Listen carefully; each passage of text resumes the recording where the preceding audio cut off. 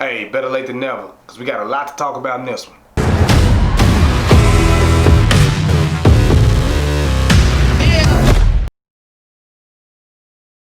So in episode 8, we got two major events. We have the death and funeral of Emmett Till, and we also have D going through basically being cursed. I want to start off by talking about how I love how appropriate the show is. It's like they play so heavily on the racism of the times, but like as you watch the show, it's kind of hard not to draw parallels to what's going on today with the Black Lives Matter movements. And you know, the story of Emmett Till, even though I think that was a tragic story and dope to this storyline, it's just crazy that we've had a modern day Emmett Till in the form of Breonna Taylor. So like the show hits on so many different notes that seem appropriate, even though this show takes place back in like the 50s or something. So while we're at the funeral, it cuts to D, and you know, she got a lot going on. She lost her dad, Hippolyta missing, and she thinks she dead. And now she's at Emmett Till's funeral, who is insinuated that it's her good friend in this show. So she's had enough, and she dips. She gets out of there. And then she gets stopped by Officer Lancaster, I think that's his name, and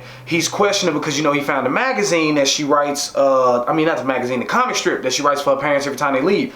And they start questioning about everything, and then all of a sudden he curses her. And you know, the curse was actually pretty creepy, and I'm pretty sure y'all know what I'm talking about, the Jigabobo dolls. And they're actually demon dolls that have something to do with like the watermelon stereotype. That's why they had exaggerated grins. Let's talk about how A, how creepy those were, B, how them things could get down. One time them dolls were dancing, they were dancing, man. And C, again, the symbolism in this show is all so dope. So first I want to speak about the creepiness, man. Just imagine these glowing eyed creepy smile. I mean, you've seen them.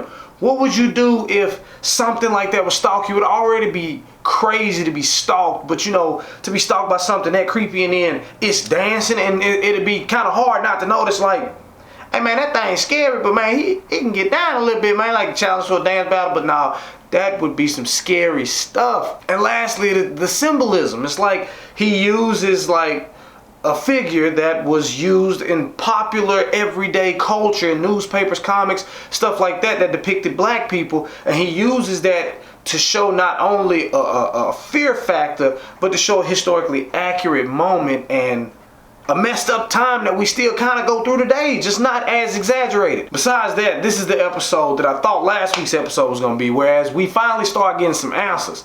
And I want to start off by saying the one person who showed up that I was excited to see was so pointless after I watched this episode. Like when G.I. showed up and confronted Tick and Letty and caused all this drama and BS, I was like, you didn't have any info. You didn't see when he died, you didn't see how he died, you didn't see who, like, you didn't have any info. You could have just told him that over the phone like you've been doing, like, I saw you die, and left it alone. Why travel all the way over here and stir the pot? She must gonna have to use her Camille powers or something, because I didn't understand her, and I was really excited about that meetup. So that was a huge letdown, but I'm glad they're all finally together, so maybe they can do something with that. But anyway, by now, I'm pretty sure everybody's seen the episode, and you understand all the craziness of Tick getting the protection spell, and Letty getting the protection spell, and everybody's meeting up, and D gets attacked by the Jigaboo dolls, and it's a lot going on in this episode. But I want to speak now on a couple of things that kind of like stuck out to me in this show. First off, when D got cursed and like Officer Lancaster, I really think that's his name. I hope that's his name. I could just look it up, but I'm not going to. I'm just going to ride with